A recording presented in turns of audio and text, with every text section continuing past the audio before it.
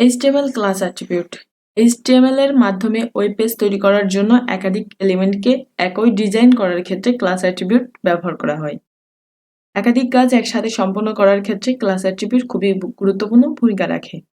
আজকের টিউটোরিয়াল থেকে আমরা দেখব কিভাবে HTML এর মাধ্যমে ক্লাস অ্যাট্রিবিউট ব্যবহার করে ওয়েব পেজ তৈরি করা হয়।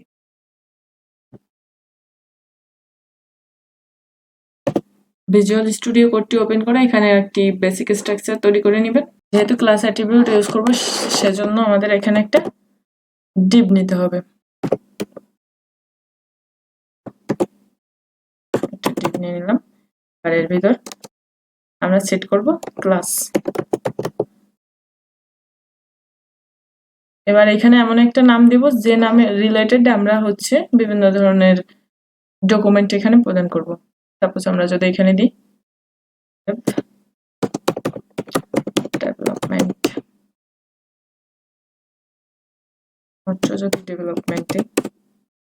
যদি ডেভেলপমেন্ট এখানে একটা ডেভেলপমেন্টের মধ্যে একটা h2 দিলাম। ডেভেলপমেন্টের জন্য কি কি প্রয়োজন হবে আমাদের দিলাম html। এবার একটা প্যারাগ্রাফ নিই। প্যারাগ্রাফের মধ্যে যে কোনো একটা টেক্সট দিয়ে দিবেন। আমি এখানে একটা টেক্সট লিখে রেখেছি। আমি এই টেক্সটটি কপি করে এখানে প্যারাগ্রাফের মধ্যে পেস্ট করব। এখানে একটা বিআর ট্যাগ দিয়ে লাইন ব্রেক দিয়ে দিই। আর একটা বিআর ট্যাগ।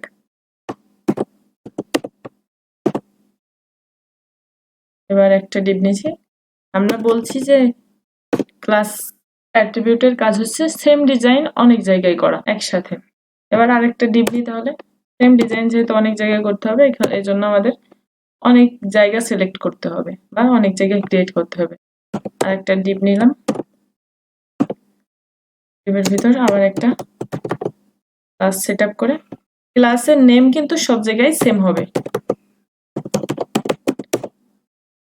ক্লাসের নাম সেম না হলে কিন্তু আবার আপনার এই কোডে কাজ করবে না। এখানে আমি একটা h2 নিলাম। h2 তে দিলাম css। এবার একটা প্যারাগ্রাফ নিলাম। প্যারাগ্রাফের মধ্যে আরেকটা কন্টেন্ট, আপনি আপনার কাঙ্ক্ষিত কন্টেন্ট এখানে প্রদান করবেন। আমি একটা কন্টেন্ট এখানে দিয়ে দিচ্ছি।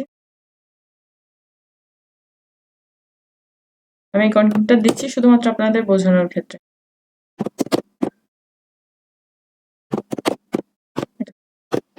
আরেকটা ডিভ নিই।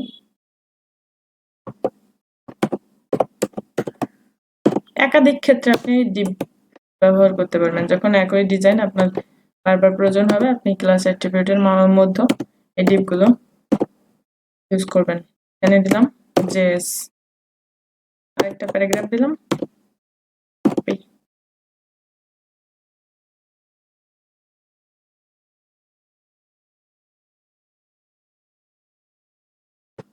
পেস্ট করলাম। একটা লাইন ব্রেক দিয়ে দিই।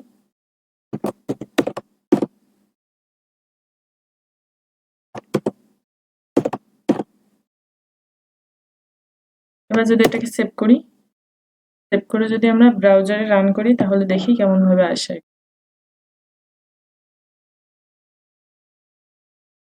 দেখেন এভাবে আসতেছে। এখন আমরা বলছিলাম যে ক্লাস অ্যাট্রিবিউটের মাধ্যমে একই ডিজাইন করা যায় অনেকটা স্তরে বা অনেকটা ক্ষেত্রে একই ডিজাইন। এখন সেই ডিজাইন তো আসেনি, আমাদের শুধু লেখাগুলো আসছে।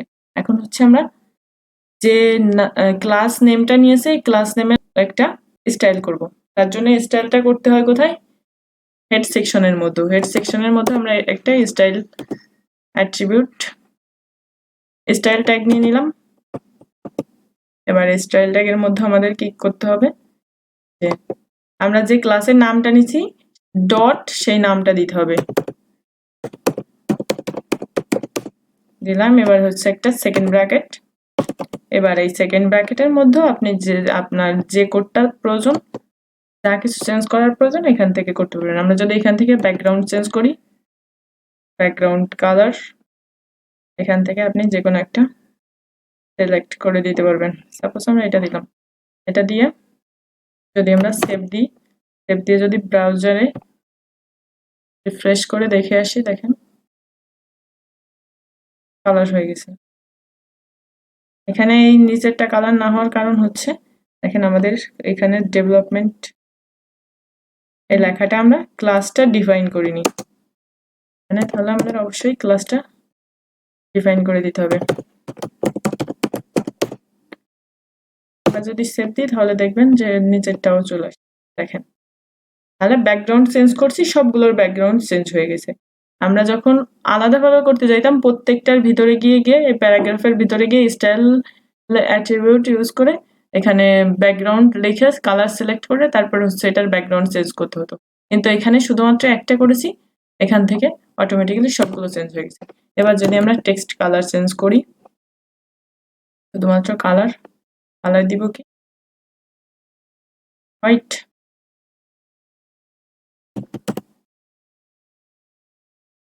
এবার যদি সেভ করি, আগে ছিল কি দেখেন আগে ছিল ব্ল্যাক, এখন হোয়াইট হয়ে গেছে। এবার যদি আমরা এখানে মার্জিন সেট করি,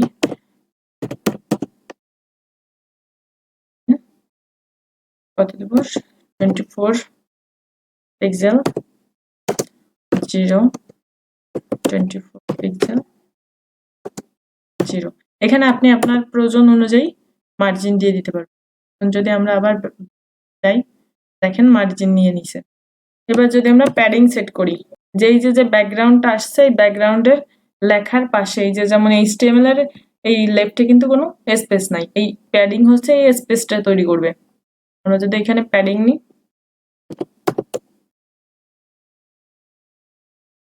প্যাডিং এখানে যদি দিই 30 পিক্সেল, যদি সেভ করি দেখবেন এবার সব জায়গায় একটু দেখেন HTML এর এখানে এবার স্পেস নিয়ে নিই প্রত্যেকটাই। এবার এইখান থেকে আপনি এই ক্লাস অ্যাট্রিবিউট ব্যবহার করে যে কোনো চেঞ্জ করতে পারবেন। একসাথে যদি আপনি অনেকগুলো ডিজাইন এই সেম প্রসেসিং এ করতে চান তাহলে শুধুমাত্র আপনি এখানে একটা ক্লাস অ্যাট্রিবিউট ডিক্লেয়ার করবেন, এই অ্যাট্রিবিউটটি ধরে স্টাইলের মধ্যে আপনি সব ডিজাইনগুলো একসাথে করে নিতে পারবেন। এবার যদি আমরা অ্যালাইন দিই,